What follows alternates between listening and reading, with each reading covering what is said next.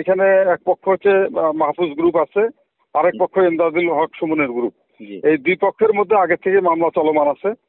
এই পূর্ব শত্রুতার জের হিসেবে আজকে সন্ধ্যার সময় অনুমান 17:45 ঘটিকার দিকে মাহফুজের পক্ষের লোকজন প্রথমে এই ইমদাদুল হক সুমনের লোকের উপরে হামলা করে।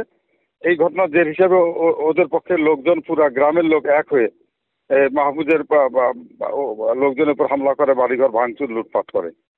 এখন আমরা যাওয়ার পরে ইনশাল্লাহ পরিস্থিতি এখন স্বাভাবিক আছে, আইন শৃঙ্খলা পরিস্থিতি ভালো।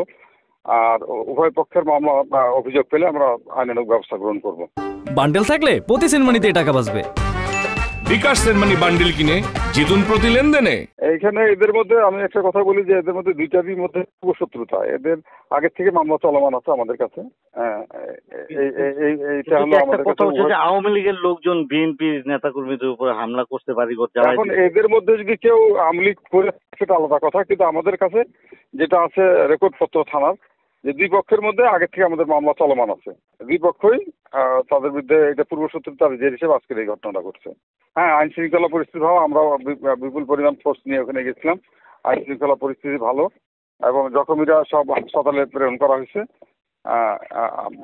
অভিযোগ পাওয়ার সাপেক্ষে আমরা আইনানুগ ব্যবস্থা গ্রহণ করব। এইটা হলো এক পক্ষের আহত হলো 6 জন আর আরেক পক্ষের 5 জন আমরা জানতে পারছি। এবং ওদের এই যে মাহফুজ গ্রুপের কমপক্ষে পুরো গ্রামের লোকজন এক হয়ে মাহফুজ পক্ষের লোকজনের উপর হামলা করে বাড়িঘর ভাঙচুর করছে। এতে মনে হয় 15-20টা বাড়ি ভাঙচুর করছে, লুটপাট করছে আর কি। কোন পরিস্থিতি ইনশাল্লাহ ভালো, আইন শৃঙ্খলা পরিস্থিতি ভালো আছে।